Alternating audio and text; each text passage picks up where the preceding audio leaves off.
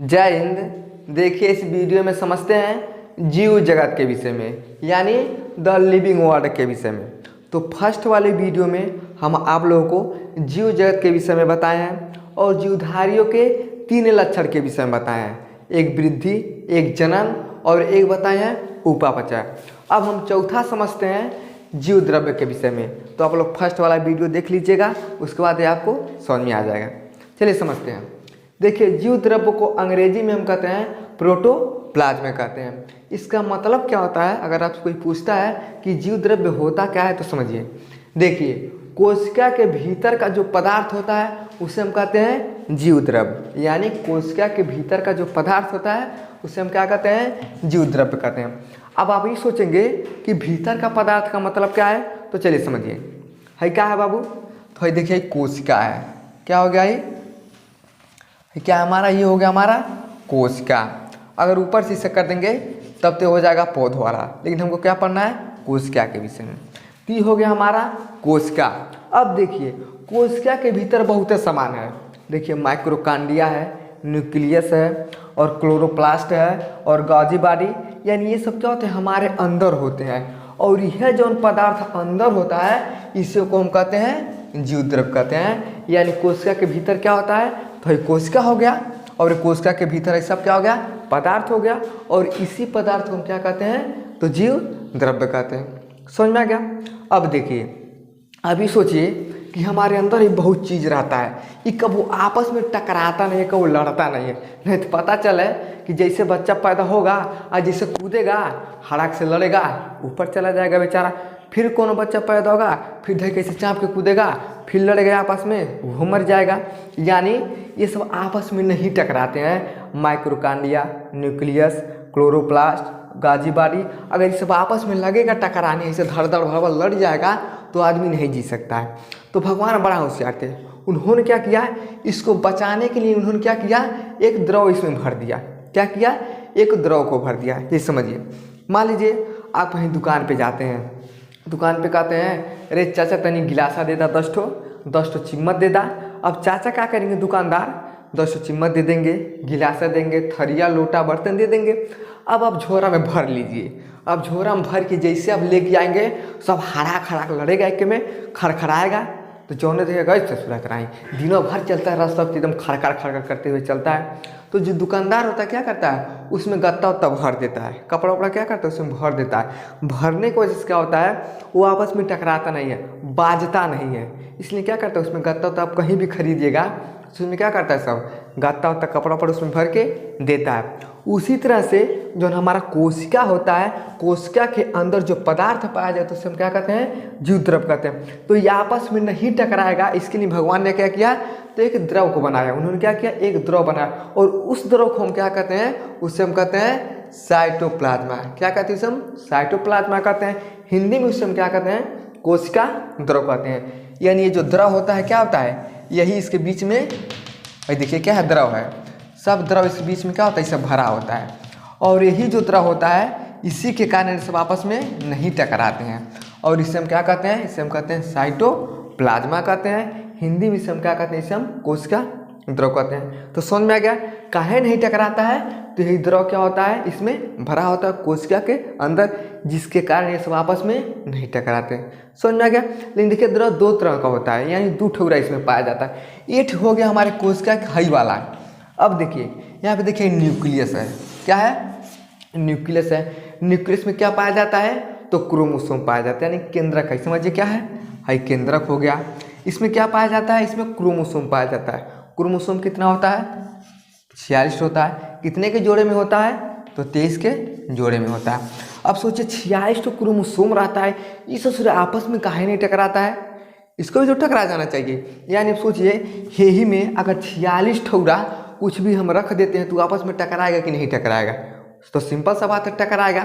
तो भगवान ने क्या किया, इसमें भी एक द्रव को बना दिया। यानी जो इसमें केंद्रक में जो हमारा क्रोमोसोम होता है वो आपस में नहीं टकराए, उसके लिए एक द्रव होता है। उस द्रव को हम कहते हैं न्यूक्लियोप्लाज्मा कहते हैं। क्या कहते हैं, न्यूक्लियोप्लाज्मा कहते हैं। और ये जो द्रव होता है इसे हिंदी में हम क्या कहते हैं, इसे हम कहते हैं केंद्रिका द्रव कहते हैं। यानी हिंदी में साइटोप्लाज्मा को हम क्या कहते हैं, कोशिका द्रव कहते हैं। काहे कोशिका द्रव कहते हैं? क्योंकि ये क्या होता है, ये कोशिका में ऐसे पाया जाता है ये द्रव, इसलिए हम इसे क्या कहते हैं? साइटोप्लाज्मा कहते हैं। और जो केंद्रक में द्रव पाया जाता है उसे हम क्या कहते हैं? न्यूक्लियोप्लाज्मा कहते हैं। इसे हम कहते हैं केंद्रिका द्रव। समझ में आ गया? तो ये हो गया हमारा जीव जगत में जीवधारियों का चौथा लक्षण। अब अगले लक्षण के विषय में हम आगे समझते हैं। आप इसका स्क्रीनशॉट लेना चाहते हैं तो लीजिए, हम आगे इसके विषय में समझते हैं। देखिए, जीवधारियों के लक्षण में अगला लक्षण है पोषण, जिसे अंग्रेजी में हम कहते हैं न्यूट्रिएंट। देखिए, इस धरती पे जितने भी लोग जीवित हैं, गाय, भैंस, कुत्ता, बकरी, इंसान, पेड़ पौधे, छोटे छोटे जीव, छोटे छोटे कीट, यानी इस धरती पे जितने भी लोग सजीव हैं, जितने भी लोग जीवित हैं, सबको किस चीज़ की आवश्यकता होता है बाबू? तो सबको आवश्यकता होता है पोषण का। बिना पोषण के कोई जीवित नहीं रह सकता है। मान लीजिए अगर हम लोग इंसान हैं, हम बोल सकते हैं, चल सकते हैं, खा सकते हैं। अगर हमको एक कमरा में बंद कर दिया जाए और कहेगा सब कि तुमको साढ़े 4 दिन हम खाना नहीं देंगे, तो जैसे 2 दिन बीतेगा हमको खाना नहीं मिलेगा, पानी नहीं मिलेगा, तो पता है पेटवा सट जाएगा पीठी में और कपड़ा सट जाएगा कपारे में। वैसे आदमी राइठा जैसे एकदम मर जाएगा उसी में। तो हमको जीने के लिए किस चीज़ का आवश्यकता होता है? तो हमें जीने के लिए पोषण का आवश्यकता होता है। चलिए, हम लोग तो इंसान है भैया, कहीं चल सकते हैं, मांग सकते हैं, खा सकते हैं। अब सोचिए पेड़ पौधा है, समझिए, फिर मान लीजिए क्या है, ये हो गया पौधा, ये हमारा मान लीजिए पौधा हो गया। अभी पौधा कहाँ से बाबू जीता खाता है? आखिर इसको भी तो कुछ आवश्यकता होता है। तो ये हो गया हमारा पौधा। तो भगवान बहुत होशियार थे, उन्होंने सोचा ठीक है यार, आदमी है, ये छोटे छोटे जीव हैं, कहीं भी चल जाएंगे, अपना भोजन बना लेंगे, लेकिन पेड़ पौधा अपना भोजन कहाँ से बनाएगा? तो उन्होंने क्या किया, उन्होंने कहा ठीक है बाबू, तुम लोग कहीं नहीं चल पाओगे ना, हम तुम्हारे लिए जुगाड़ बनाते हैं। जुगाड़ उन्होंने क्या बनाया? देखिए, ये हो गया हमारा सूर्य, हो गया मुस्कुरा रहा है। देखिए, यहाँ से जब सूर्य का प्रकाश पेड़ पौधों पे पड़ता है ना, ये प्रकाश संश्लेषण की क्रिया के द्वारा जो पौधा होता है अपना भोजन क्या करता है? बना लेता है, और उसी के द्वारा क्या होता है? इनका पोषण हो जाता है। क्लोरोफिल के कारण जिनका पत्ती होता है हरा होता है। तो भगवान ने क्या किया, इसको प्रकाश संश्लेषण के द्वारा इन्होंने क्या किया, इसमें पोषण करवाया। काहे करवाया? तो भैया कहीं चल नहीं सकता है, हम लोग चल सकते हैं। तो भगवान क्या थे? बहुत होशियार थे। यानी इस धरती पे उन्होंने जिसको जिसको भेजा, सब में अलग अलग पोषण करने का उन्होंने क्या किया? ज्ञान दे दिया कि भैया देखो, तुमको ऐसे अपना पोषण कर लेना है, तुमको ऐसे कर लेना है। तो पेड़ पौधा कहीं नहीं चल पाएगा, तो इसलिए भगवान ने क्या किया, इन्हें सूर्य के प्रकाश के द्वारा इनमें क्या किया? पोषण करवा दिया। यानी जीने के लिए किस चीज़ का आवश्यकता होता है भैया? पोषण का। अगर हम खाएंगे नहीं, हमारे शरीर में पोषण होगा नहीं, तो क्या करेंगे? हम मर जाएंगे। समझा क्या? अब देखिए, बत्तख है, बत्तख बेचारा क्या करता है? ये पानी में जाता है, डूब डूब डूब डूब पता नहीं कैसे करता है, उसमें अपना क्या करता है? कुछ भी मिलता है खा लेता है, अपना भोजन कर लेता है। कुत्ता है, ये देखिए कुत्ता क्या करता है? ये कुत्ता हम लोगों पे आश्रित होता है। हम लोग जो भी खाएंगे, हाड़ मांस जो भी खाएंगे, दाल भात सब्जी थोड़ा दे देते हैं, इसका भी बेचारे का पोषण हो जाता है।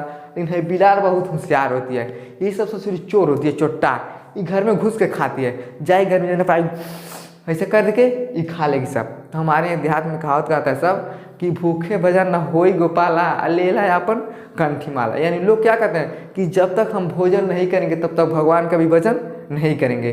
तो कुछ भी कहने के लिए, करने के लिए, चाहे काम करने के लिए, चाहे घूमने के लिए, किस चीज़ का आवश्यकता होता है भैया? जब तक हम कुछ खाएंगे नहीं, हमें पोषण नहीं मिलेगा, और जब तक पोषण नहीं मिलेगा हम कुछ भी नहीं कर सकते हैं। यानी जीने के लिए किस चीज़ का आवश्यकता होता है? तो भैया हमें तो पोषण होना जरूरी है। तो समझ में आ गया? यानी इस धरती पर जितने भी लोग जीवित रहते हैं, किसके माध्यम से जीवित रहते हैं? तो पोषण के माध्यम से। समझ में आ गया?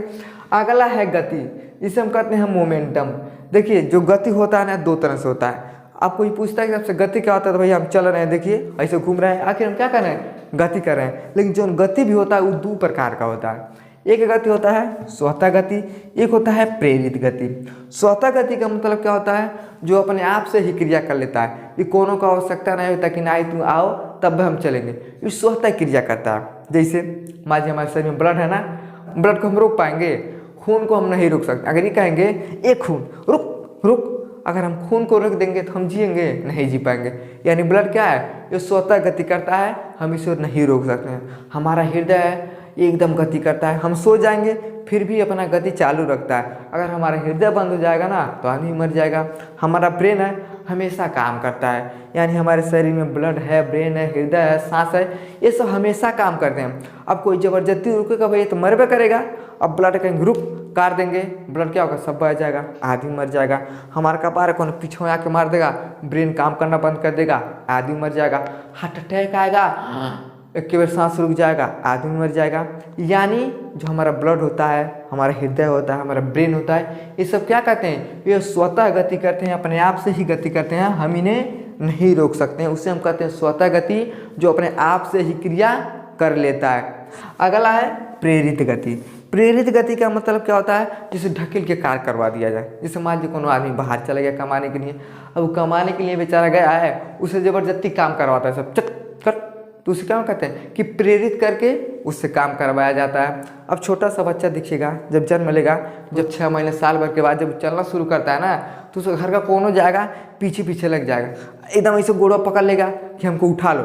लेकिन लोग क्या करते हैं, ज़बरदस्ती कहते हैं, अरे बाबू उतना दूर चलना है तुमको, चलो चलो चलो। वो बेचारा चलता है, फिर थोड़ा दूर जाता है, फिर रोने लगता है, फिर लोग कहता है बस देखो बाबू दुकान आ गया, फिर चलता है, फिर थोड़ा दूर जाता है। तो सब क्या करते हैं, प्रेरित करते हैं चलने के लिए, चल चल। तो क्या करता है बेचारा, धीरे धीरे चलता है। यानी प्रेरित गति का मतलब क्या होता है, जो दूसरों की भी सहायता से चल सकता है। तो छोटा बच्चा सब होता है, उसको ज़बरदस्ती चला देता है सब। कहीं आप काम करने के लिए जाइएगा, आपका मन नहीं करेगा, तब वो मजबूरी में काम करना पड़ता है, तो उससे हम कहते हैं प्रेरित गति। यानी किसी भी काम को क्या करते हैं, करवा सकते हैं प्रेरणा देके। ये बाबू थोड़ा घर का काम था, थोड़ा कर दो, वो बेचारा जाके कर देगा। यानी उसको प्रेरित करके हम क्या करते हैं, काम करवा सकते हैं। तो गति भी कितने प्रकार का होता है, 2 प्रकार का। स्वतः गति जो अपने आप से क्या करता है, अपने आप काम करता है। और प्रेरित गति का मतलब क्या होता है, जो दूसरों की सहायता से भी काम कर सकता है। समझ में आ गया। अगला है सजीवों में अनुकूलनशीलता, जिसे हम एडोप्टेबिलिटी कहते हैं। अब ये क्या होता है, तो अनुकूल रहने के हिसाब से, यानी जितने भी लोग इस धरती पे जीवित हैं, जो भी लोग सजीव हैं, अपने अपने हिसाब से रहते हैं। जैसे मान लीजिए हम उत्तर प्रदेश में, हम लोग का भाषा क्या है भैया, भोजपुरी बोलते हैं, हिंदी बोलते हैं। लेकिन हमको कोनो भेज दे अमेरिका कमाने के लिए, अमेरिका जाएंगे, उससे बोलेगा hi, how do you do, what is doing, दस चीज़ क्या बोल रहा है रे बकलोल, वैसे ही हमको समझ में नहीं आ रहा है। भैया हमको वहाँ रहने के लिए हमको उसी के अनुकूल रहना पड़ेगा, तभी ना हम जीवित रह सकते हैं। मछली है, अब मछली पानी में रहती है, हम कहेंगे मछली चल बाहर निकल, बाहर निकाल देंगे, बेचारी को मर जाएगी। यानी जहाँ उसको अनुकूल है उसी के हिसाब से वो रह सकती है। अब जंगल में शेर रहता है, अब ला के हम उसको घरे बांध देंगे, वो हमारे हिसाब से नहीं रह सकता है। यानी हर चीज़ को क्या ना, जितने भी सजीव हैं सबको अपने अपने अनुकूल के हिसाब रहना पड़ता है। अब अपने अनुकूलन के हिसाब से हम नहीं रह पाएंगे तो हम रह भी नहीं सकते हैं। हम कहेंगे नहीं, हमको भैया यहाँ ठंडी लग रहा है, हम चले जाएंगे खूब इतना टेम्परेचर जहाँ बहुत तेज होता है, रह पाएंगे? टेम्परेचर ज़्यादा गर्मी होगा, आदमी जल के मर जाएगा। यानी सजीव, जितने भी लोग सजीव होते हैं क्या होते हैं, अनुकूलनशीलता के हिसाब से क्या कहते हैं, अपने आप को लोग ढाल देते हैं। समझ में आ गया। अब समझते हैं अगले लक्षण के विषय में, तब तक इसका स्क्रीनशॉट लीजिए। अब इसके विषय में हम आगे समझते हैं। देखिए अगला है श्वसन। श्वसन तो सब लोगों को पता है कि भैया बिना सांस लिए हम जीवित नहीं रह सकते हैं। किसी मुसाफिर ने ठीक ही कहा है कि सांसों का क्या भरोसा, रुक जाए कब कहाँ पे, कर ले कुछ काम ऐसा नाम हो इस जहाँ पे। यानी हमारे अंदर जो सांस होता है, अगर यही जब रुक जाएगा तो आदमी क्या होता है, मर जाता है। तो श्वसन तंत्र हम पहले ही बना दिए वीडियो, आप लोग उस वीडियो को देख लीजिएगा। अगला है उत्सर्जन। उत्सर्जन का मतलब क्या होता है कि जो भी चीज़ हम खाते हैं, दाल भात सब्जी रोटी पूरी तरकारी खाते हैं, तो खराब पदार्थ बन के हमारे शरीर से क्या होता है, बाहर निकल जाता है। उससे हम क्या कहते हैं, उससे हम कहते हैं उत्सर्जन। समझ में आ गया। तो हम श्वसन भी वीडियो बना दिए हैं, आप लोग देख लीजिएगा। उत्सर्जन का भी वीडियो बना दिए हैं, आप लोग देख लीजिएगा। और ये सब सबको समझ में आता होगा कि भैया कि सांस नहीं लेंगे तो हम जीवित नहीं रहेंगे, उत्सर्जन भी हमारे लिए बहुत महत्वपूर्ण है। समझ में आ गया। अगला है जीवन चक्र। देखिए हर इंसान जब जन्म लेता है ना, तो जन्म से मृत्यु तक जो भी उसके जीवन में क्रिया होता है उसे हम क्या कहते हैं, जीवन चक्र कहते हैं। समझ में आ गया। देखिए बेचारे का जन्म होता है, यानी जन्म होता है। अब जन्म होता है, सांस उसको बढ़िया से लेता है, सांस भी लेता है, उत्सर्जन का भी क्रिया करता है, और धीरे धीरे उसका क्या होता है, गति हो जाता है। यानी जब 6 महीने के बाद धीरे धीरे क्या होता है, चलना शुरू करता है, यानी गति भी करने लगता है। गति करते उसके बाद क्या होता है, वो बेचारा वृद्धि भी करता है, धीरे धीरे उसके शरीर में विकास होने लगता है, यानी जनन हुआ। सांस भी लिया, उत्सर्जन भी किया और धीरे धीरे वो गति करने लगता है और गति करते करते धीरे धीरे क्या होता है वो वृद्धि करता है, यानी उसका विकास होता है। और जब विकास हो जाता है तो 20 साल का जब 25 साल का होता है तो लोग क्या करते हैं, कहते हैं भैया इसका शादी करवा दो, आज मेरे यार की शादी है। उसके बाद उसका क्या हो जाता है, शादी हो जाता है। जब शादी हो जाता है वो भी साल भर के बाद 2 साल के बाद वो भी क्या करता है, बच्चे को जनन करता है, यानी जनन करता है और उसका उम्र जो होता है धीरे धीरे वृद्धावस्था की ओर चला जाता है और वृद्धावस्था के बाद क्या होता है बेचारा वो मृत्यु हो जाता है उसका। यही होता है क्या हमारा जीवन चक्र, यानी हो गया हमारा जीवन चक्र भैया। उसका जन्म हुआ, सांस लिया, उत्सर्जन भी हुआ, धीरे धीरे गति करना शुरू किया, धीरे धीरे उसका विकास भी हो गया। उसके बाद आज मेरे यार की शादी है, शादी भी हो गया, वो भी क्या किया, बच्चे को जन्म दिया। बच्चा का जन्म करने के बाद धीरे धीरे वृद्धावस्था की ओर चला गया और लास्ट में क्या होगा उसका, तो उसका मृत्यु हो गया, यानी उसका क्या हो गया, डेथ हो गया। तो यही होता है हमारे जीवन का क्रिया। क्या होता है बाबू, ये हमारे जीवन का क्रिया होता है, यानी इसे हम कहते हैं जीवन चक्र। और अंत में क्या होता है, आदमी का मृत्यु हो जाता है। और देखिए यही सब क्या होता है सजीवों में ही पाया जाता है। अब आदमी मरने के बाद उसका पता नहीं क्या होता है, लेकिन जब तक जीता है बेचारा, जन्म लेता है, धीरे धीरे बढ़ता है, विकास होता है, शादी भी होता है, जन्म करता है, उसके बाद कहाँ चल जाता है, वो मृत्यु की गोद में चल जाता है। तो जो भी हम अपने जीवन में क्रिया करते हैं उसे हम क्या कहते हैं, जीवन चक्र कहते हैं। और ये सब क्रिया किस में होता है, तो जो लोग सजीव होते हैं उन्हीं में ये सब क्रिया होता है, यानी उसी में क्या होता है, वृद्धि होता है, उसी में जन्म होता है, उसी में उपापचय होता है, उसी में श्वसन होता है, उत्सर्जन होता है, यानी जितने भी क्रिया होते हैं सब किसके अंदर होता है, तो उसी के अंदर होता है जो जीवित होता है। समझ में आ गया।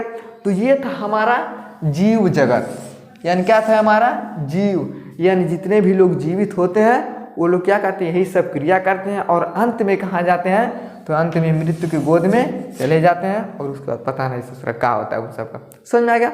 आई होप आपको जीव जगत के विषय में समझ में आ गया होगा।